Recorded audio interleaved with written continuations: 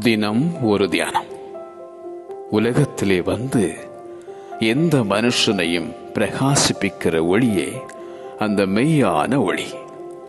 யோவான் எழுதின சுவிசேஷம் அதிகாரம் 1 வசனம் 9. ஆதியிலே வார்த்தை இருந்தது, அந்த வார்த்தை தேவனிடத்தில் இருந்தது, அந்த வார்த்தை தேவனாயிருந்தது, அவர் ஆதியிலே தேவனோடு இருந்தார். சகலமும் அவர் மூலமாய் உண்டாயிற்று.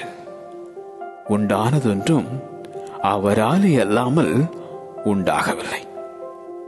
அவருக்குள் ஜீவன் இருந்தது, அந்த ஜீவன் மனுஷருக்கு ஒளியாய் இருந்தது.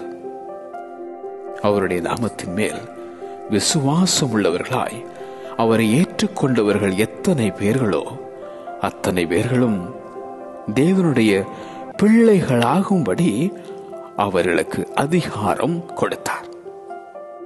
உலகத்திற்கு ஒளியாக வந்த அந்த உன்னத தேவன், உலகத்தை ரட்சிக்க வந்த அந்த இரட்சகர் இயேசு. உன் வாழ்வின் இருள் அகல அந்த இயேசுவையே நீ அண்டி வா. உலகத்திலே வந்து எந்த மனுஷனையும் பிரகாசிப்பிக்கிற ஒளியே அந்த மெய்யான ஒளி.